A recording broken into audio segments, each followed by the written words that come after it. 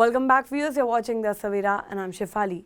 In a major regulatory move aimed at safeguarding consumers from misleading food labeling, the Food Safety and Standards Authority of India has reportedly instructed all food business operators to immediately stop using the term ORS, that's Oral Rehydration Solution, in any product, names, trademarks or advertisements, stating that such usage can mislead consumers and violate the Food Safety and Standards Act 2006.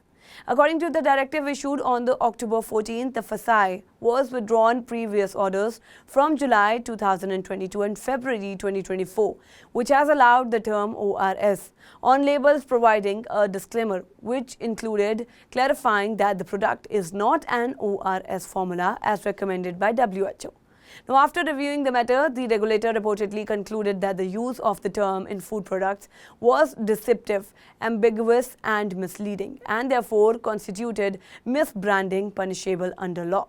This order is said to require FBOs to remove the term ORS from their products, whether used alone, in combination with prefixes or suffixes, or a part of a trademark, and to comply strictly with all labeling and advertisement provisions under the Food Safety and Standards Act 2006.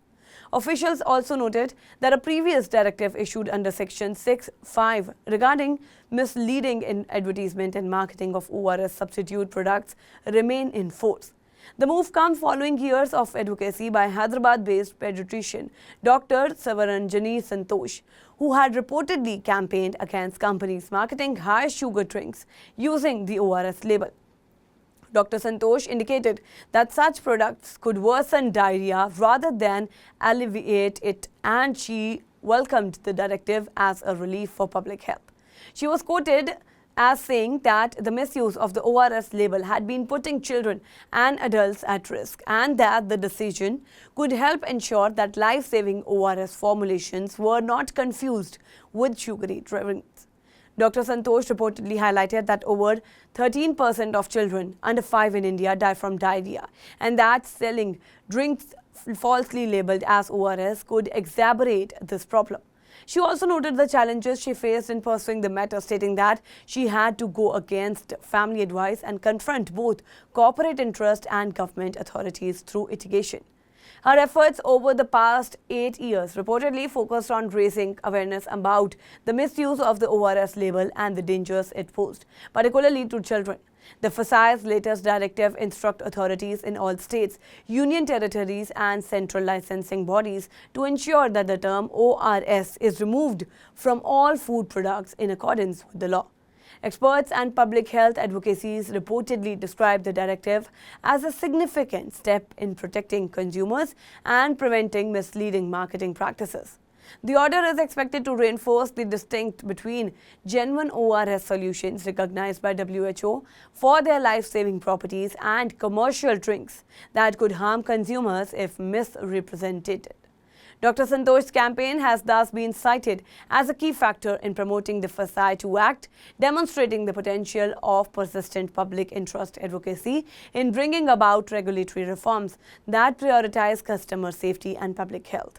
Huge relief. It's a huge relief. Ante, that means like now I know that no child will die, no adult will die because of worsening of diarrhea because of these drinks. ORS is supposed to save lives. It's a wonder drug. It's a wonder drug of the 20th century. It is supposed to save lives. It's supposed to rehydrate us. It is like Amrut for us. And here people have labeled their drinks, high sugar drinks, as ORS with a suffix or prefix. And for the past 14 years, they've been cheating public. Deceptive labeling, unethical marketing, pharmacies, hospitals, schools, everywhere. So something which should actually make you recover from diarrheal dehydration was actually worsening the diarrhea. And diarrhea kills people. In the under 5 age group, 13%, 13 out of 100 children dying in the under 5 age group in India are dying because of diarrhea.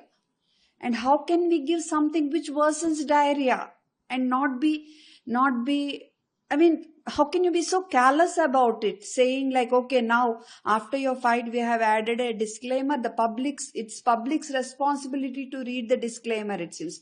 How many literate people in India actually read the disclaimers, leave alone the illiterate people? This is cruel. So that's why I couldn't give up in spite of so much tension, pressure, having to fight with my own fraternity, Indian Academy of Pediatrics, in spite of having to raise my voice against authorities, in spite of having to file a public interest litigation where both the government and these companies have been made respondents. I didn't back out.